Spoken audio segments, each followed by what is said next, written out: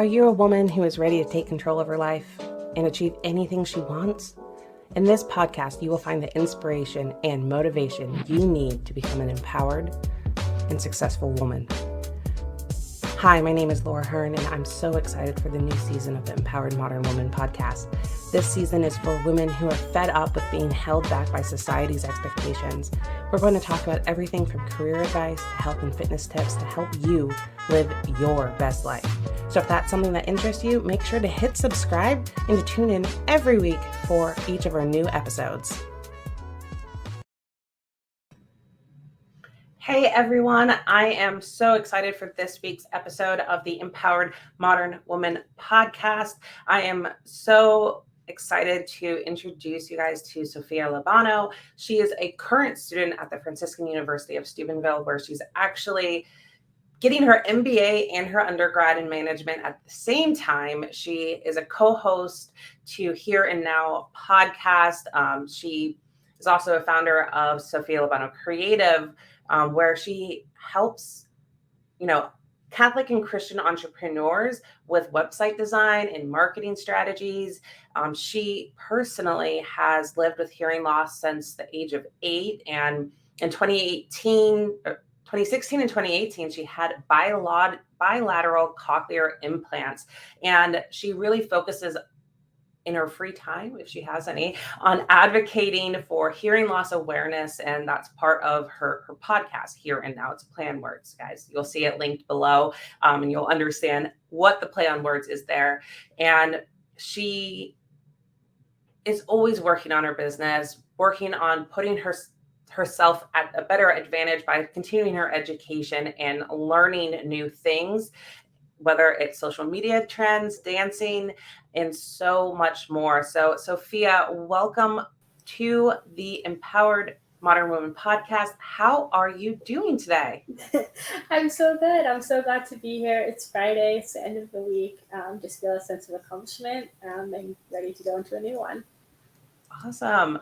And thank you so much for taking the time to be on the Empowered Modern Woman podcast. I know that this is going to help so many women get more value and really understand it's never too early to start your dreams, and there's nothing that can hold you back, even if you have a disadvantage or disability to some extent. You can still go after it. So again, thank you so much for being here. I'm just really excited to talk to you. Me too. I'm very excited. I know it's been just a couple of crazy weeks since we connected, but I'm just really excited to offer any wisdom that I can to your audience.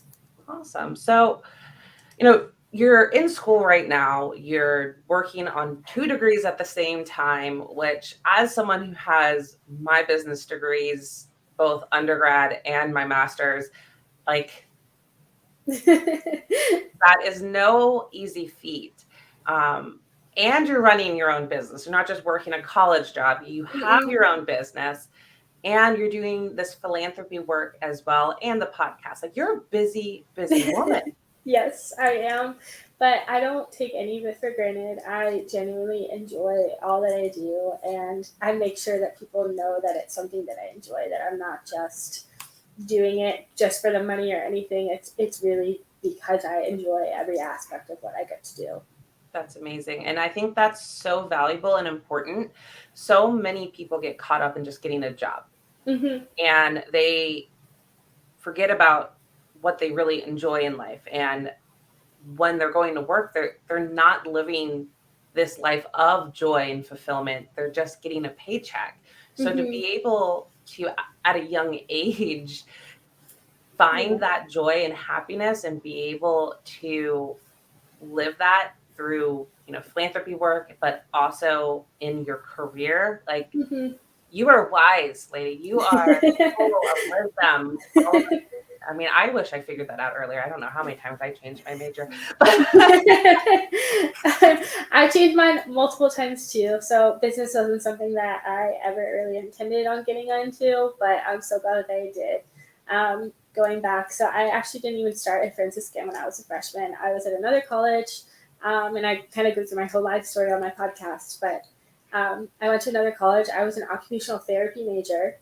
And then I changed into just digital marketing, just kind of like graphic design and everything. And it really wasn't somewhere that I wanted to be. So I ended up just taking a semester off and deciding, people really need this help, that skills that I'm good at, website design, virtual assistants, all those things.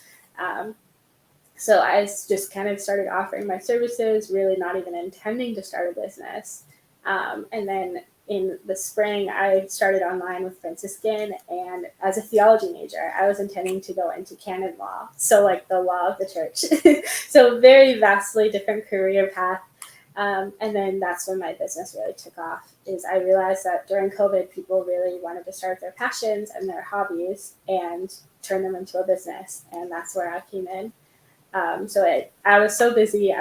School was just a hobby for me. My job was my priority.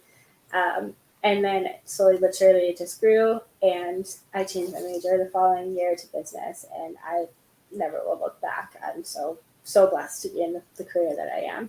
That's amazing. We have a lot in common. This is not staged, guys. I'm literally learning this story for the first time right now. I actually thought I was going to go in the medical field as well. In high school, a very long time ago, had a medical academy that I attended that they had within our public school system. And I thought I was going to go first thoracic surgery. And then I realized I don't want to be a surgeon. Wow. But I went to physical therapy. I thought I was going to do physical therapy from my own experience of coming from a severe knee injury as a teenager, that I fell in love with physical therapy. So I thought I was going to go down that path, but I didn't.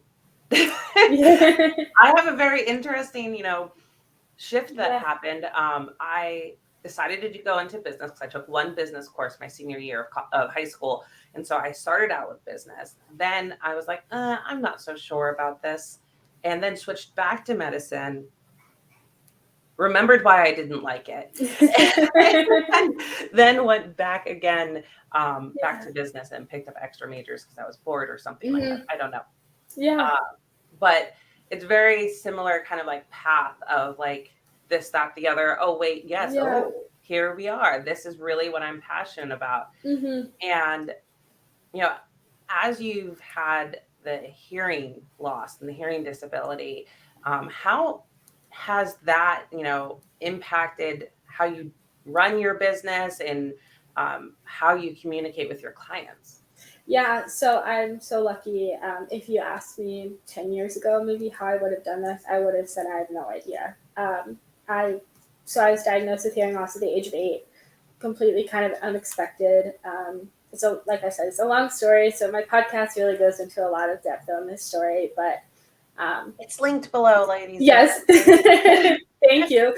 Yeah, so I work hearing aids for most of my life. Every appointment that I had, and going back to the audiologist, it just would be a decline in hearing. And it was very defeating almost. I was like, how am I ever going to live a normal, quote unquote, life, which nobody has. I've really realized that after a long time.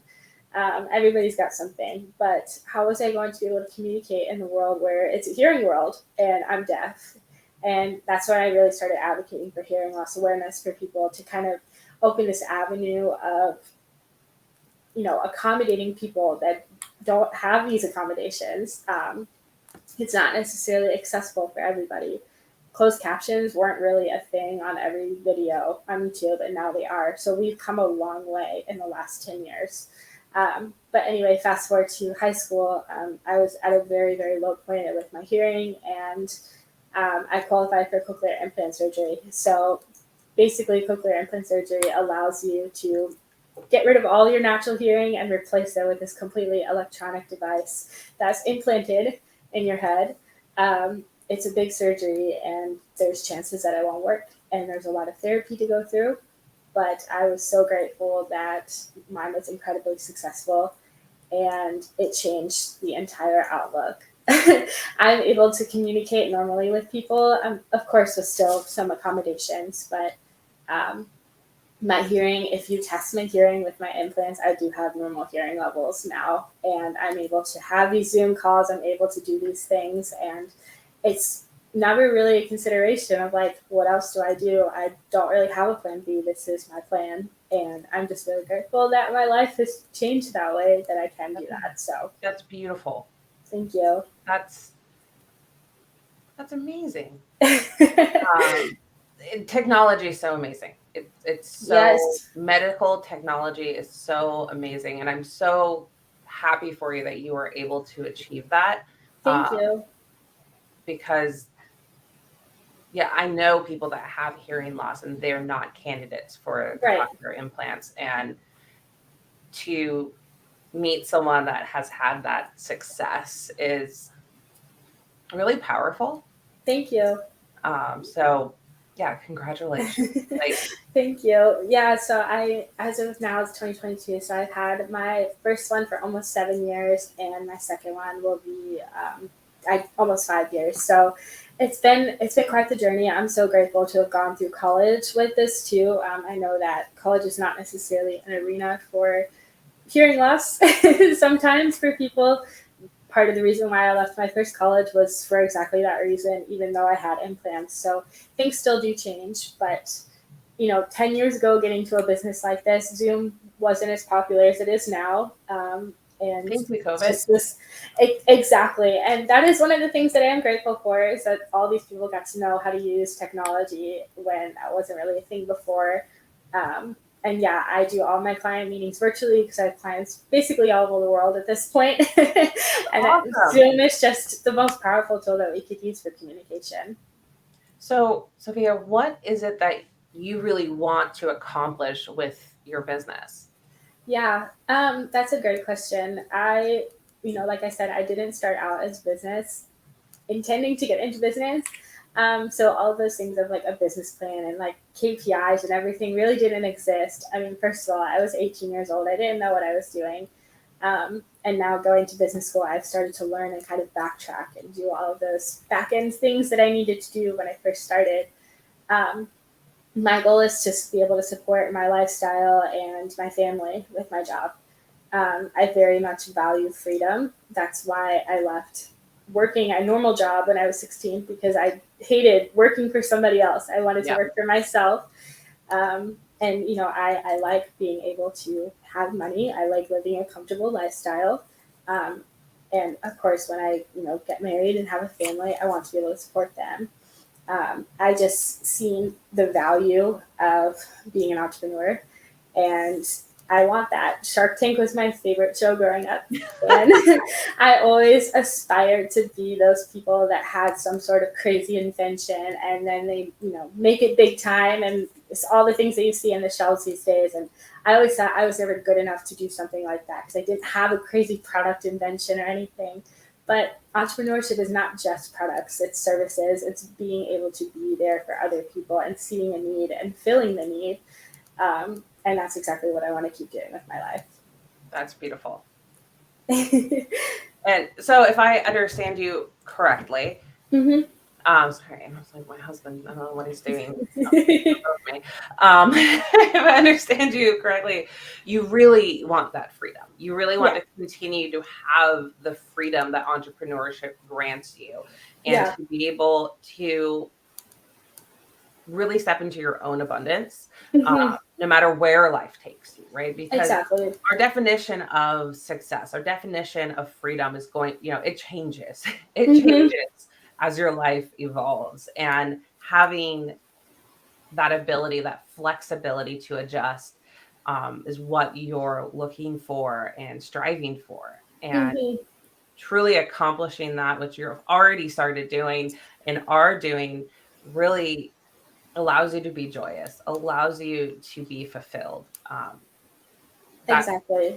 Yeah, it's so powerful, and it makes so much sense. And the fact that you're so young and already, and I don't mean to like you're so young, like, oh, you're so young, but like, I wish I had that clarity and confidence when I was in my undergrad or recently graduated. I had an entrepreneurship opportunity that Facebook rudely reminded me about every day 10 years ago. I had just finished my undergrad and moved to a new state and met someone that reach out to me for some consulting on analytics, because like we mentioned Mm-hmm. not too long ago, I double majored in business analytics and business management. And I was reaching out to a couple of my colleagues, and we were going to do this whole thing, create a company and do this consulting work. And then I got scared. Mm-hmm. I got scared because all I had ever known was that you're supposed to go to college and get a job. Right. Right. Even though I took entrepreneurship courses, I took entrepreneurship new venture classes. Yeah. Like, I took that class and I like rocked it out of the park. But I always thought that I needed to have Mm-hmm. this job first, that I couldn't just be an entrepreneur. I had all of the knowledge, all of the skills. I still had access to a whole bunch of awesome programs, but I got scared and froze. Yeah. And the courage and confidence that you have, I am jealous of. Like younger me wishes that I had known you then. Like, it's so amazing to see this. I don't like to say new generation because that makes me feel really old. Um, but I'm not that much older than you, I don't think. I'm in my 30s. But there's to see this new generation of college graduates that have more of a sense of, I can be an entrepreneur, and entrepreneurship Mm-hmm. is an option, is so amazing. Yeah. Absolutely. I mean, we started classes this week, and I'm in my last year of undergrad, so all of my classes are business, and we are in this one particular class, and I can already tell it's going to be a great class. It's principles of management. So really how to be a good leader. And, one of the things we did in the first day of class, there's about 40 of us in that class, and we all went around and introduced ourselves and what our career goals were. And I would say probably about 60% of that class was like, I want to start something for myself. Or if I am working for corporate for so long, I want to get out of that by this age. And Mhm. it's just really nice to see these self-starting people. And it's something that's it's something that's preached a lot in our business department. Two things. One, business is a vocation, and we are all called to be some sort of service leaders or service providers to these people. And two, that you can do this for yourself. You don't necessarily have to go to work for corporate for your entire life and sit behind a desk. And Yes. that's not what this generation wants either. I don't really want to sit behind a desk. I want to have the freedom to take my laptop and wherever there's Wi-Fi, go work or something. Yeah. But yeah, there's just such a passion for that here, and I'm just so thankful to be here. I've been witnessing that transformation. My millennial generation, we are like figuring that out. Like, oh hey, especially with COVID, it was like. Exactly. But the thing that you just said that I think is very, very powerful, and something that I I speak on a lot, is when you said that entrepreneurship is a vocation, that business is a vocation, and service, and it's connected to our faith. And Mm-hmm. the fact that you're taking business courses at a Catholic university helps with tying that together. But Right. I so often see this, especially in the Christian faith, whether it's Catholicism or otherwise, Mm-hmm. is this guilt around money, this fear of success because Mm-hmm. of the lessons that people have heard from the Bible that are, that greed, evil, Sure. sin, and forgetting that to be able to make a large impact in this world Mm-hmm. for those that have less, for the church, for others, you to make a big impact, you have to have money. Exactly. Yeah, I'm actually pulling an old post that I wrote over the summer. I was just kind of reflecting on my semester, and one of the things that we talked about quite a lot is this vocation of a business leader. It is a papal document that they talk about this. We are called to work as humans. We are called to work from the Bible itself, and our result of working is the fruit of money, right? Now, if we use it incorrectly, of course that's a sin, but we have to support our lifestyle somehow. And I'm going to send you the link so you can actually link it below, because it was such a powerful document to read this. It's just the vocation of a business leader. And it just really changes the minds of people that you can actually be called to do this. It's not something you're forced to do. You get to do it. And that's how I feel about my job. I get to do this every day. And I'm so, so, so grateful. If you can't tell already, right? No, I mean, you haven't stopped smiling. Like, for those of you that are listening, you definitely need to go over to YouTube and watch this. Like, Sophia, you have so much joy when you speak of this. Like, I can hear it, but I can also see it on your face. And, you know, the fact is, yes, business leadership, business management, entrepreneurship, it is a vocation because you are in service of others, right? Whether you're in corporate America or entrepreneurship that becomes corporate, whatever, you are serving, you are leading others. And as I tell this to people all the time, I'm like, I believe inherently that majority of people are good. The majority of us are all good. And I'm making the broad assumption that if you're tuning into this, you are a good person. And if I were to hand you $1 million, you're not going to magically become evil. I could probably bet another $1 million on it that you're going to do good. You might have some fun with it. You might go shopping a little bit, but you're going to reinvest it in your business. You're going to donate it. You're going to do something good with the majority of that money. Whether it might be a little self-serving, like paying off some debts or doing this, that, the other, but that freedom that allows you to then free up more money and more time to then do more good. That deep understanding of your purpose and your desire to help others and how your success in business will allow you to do so much more good. Exactly. So many people forget that because, and I don't blame them either, because there are a lot of sections in the Bible that can, and interpretations, that can be misleading, that we need to give all of our things away, because, ashes to ashes, dust to dust. In Lent, it kind of gets confusing about it, but it's about still giving. And so many people forget that, or they misunderstand to be able to truly give and to be able to truly impact. You must first be successful in your labors.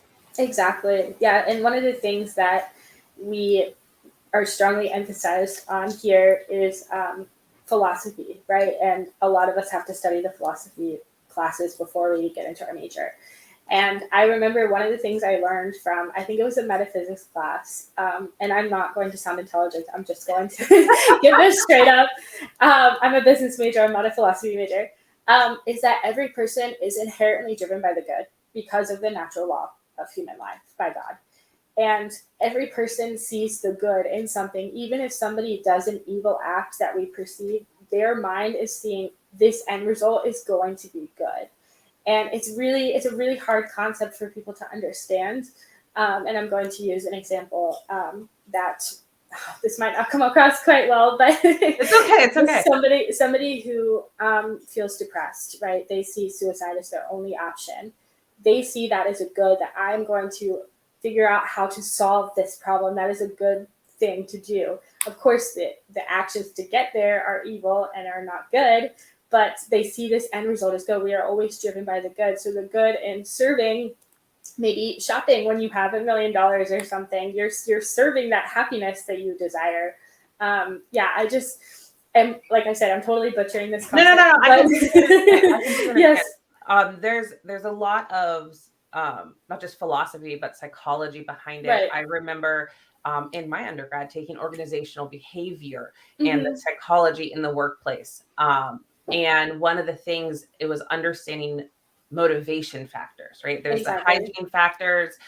There's a whole bunch of different types of theories and philosophies behind this, but understanding what truly drives people, whether it, and there's two, again, see, like I'm not a psychology or philosophy major, so I'm not going to Yeah. know perfect about it. But there's two spectrums, and they're not the same spectrum. The things that motivate us and the things that demotivate us are not on the same spectrum. They are two separate spectrums, and understanding that, and knowing that pain and pleasure are very different things as well, right? What motivates people more? Is it avoidance of pain or finding pleasure? That is a huge debate across so many people, is that we are self-persevering, so we will at all costs avoid pain. And that is very true. But in order to avoid pain, we're seeking no pain and or pleasure. Right. Good.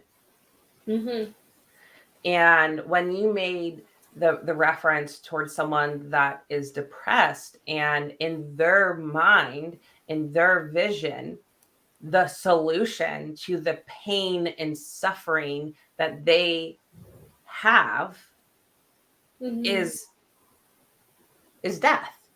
Right. And even though a person of, reason and right mind would think that's absolutely ridiculous, in their mind, that is the only way to avoid the pain and escape the pain, is this solution. And you didn't say it wrong. But it's a very powerful thing to understand, is that even those that commit murder, they believe that that action in that moment potentially was for the better good for whatever thing that they're serving. Now, it doesn't mean that it was a good action. It was still an evil action, evil deed. But that individual potentially believed that that was the best result Exactly. in that situation. Now, then we then bring on the right and wrong and ethics and moral code, layer on top of that. But when you apply this to personal life and business life and religion and all of those things, what's interesting about it is in the workplace, in your business. Sorry, I'm now on a tangent because this is like easy stuff for me. Me too. So like when you apply that same concept to business, it's like, okay, you have to, if you want to scale, right? If you want to grow your business, Sophia, you're going to have to do some things that you might not really like doing, right? Because like how you're going back and doing KPIs, but now you like that stuff. So that's not really anymore. Yeah. But when you have to go back and redo things or get uncomfortable learning new skills to add to your business, it's for the greater good, for you to earn more money, for you to be more successful, for you to give back the things you care about and keep that relentless forward motion. But if you choose not to expand your knowledge, expand your skill set, and plateau and say, this is good enough, right, you will be stuck with the what ifs. And then it will start to root into unhappy thoughts of going from, oh, this is good enough, to running out and not having growth. Because when things stop growing, they eventually die. Exactly. I completely get that. I mean, to me, I have had quite a few people tell me and ask why I'm continuing to get my degree when I have a business that is successful.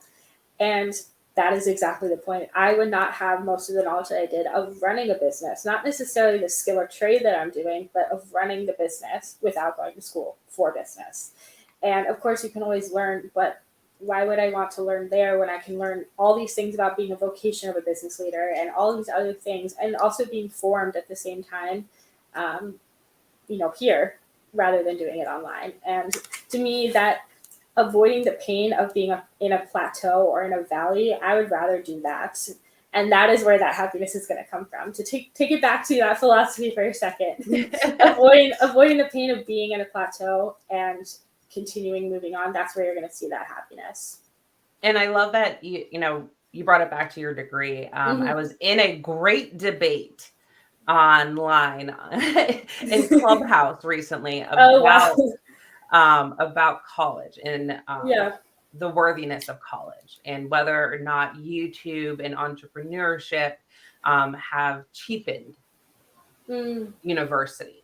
And I battled against the idea that college is not valuable because of the fact that many of us were not raised by entrepreneurs. We weren't raised by business leaders. We may have come from middle America or lower than that, where this idea of entrepreneurship is not widely accepted. And we don't have the role models. We don't have the inherent skill sets or the ability to just go do that, right? Now, you can, but just think about when you were 18 and you started your business without this extra knowledge and how much you have grown and scaled and developed with your college education. So much. I mean, behind me, I have both my undergrad and master's degree textbooks on hand for certain situations and things that I want. Like, no, I remember this concept, blah, blah, blah. I know I need to apply this. Let me refer to this and get what I need out of it. I wouldn't be the business leader, the business person that I am today without my formal education. It's not that you can't be successful without it. It just helps immensely. It does. And, one of the things that my mom has always told me is it's okay if you don't go to college, but you need to do some sort of continuing education. You don't have to have a degree, but you should have some sort of formal college education classes under your belt if you're trying to get into some sort of avenue like business. And like I said, it just helps with formation of being in a professional environment, or even in an environment like Franciscan, where we talk about vocations and being called to do this kind of work.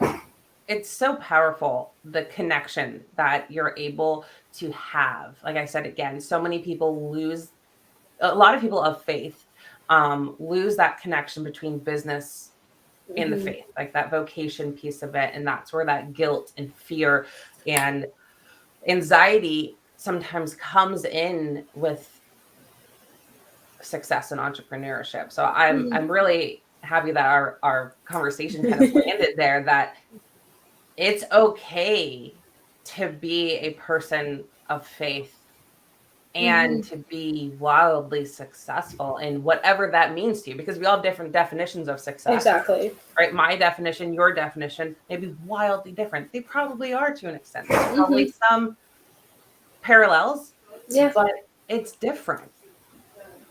But it's okay. Yes. God wouldn't give you those goals, that aspiration, the inspiration, if it wasn't what he wanted for you. He wouldn't give you the skills, God-given skills, if he didn't want you to have them. Right. Exactly. Mic drop. So powerful. So powerful.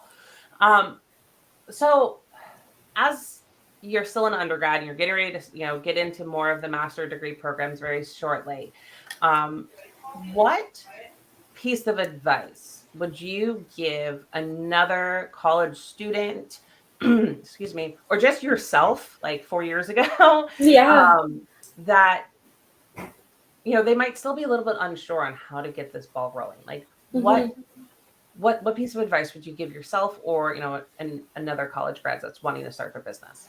Yeah. I would probably say two things. There's twofold answer. One is tap into your passion, or tap into a skill that you have that you didn't know could take you further. A little backstory.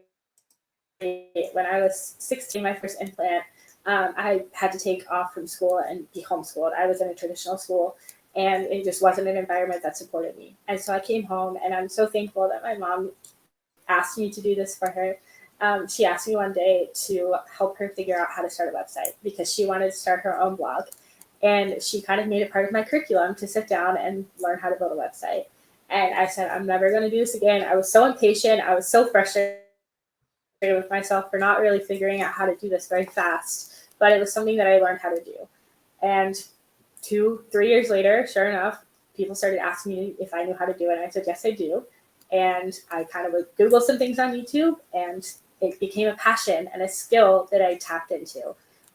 Maybe it was a skill that people have 5, 10, 15 years ago, but it's something that they always have an inkling about, and they just aren't sure where to go. Second is asking what's your why. Why are you getting into this? And for me, I didn't know that why until a couple of years ago.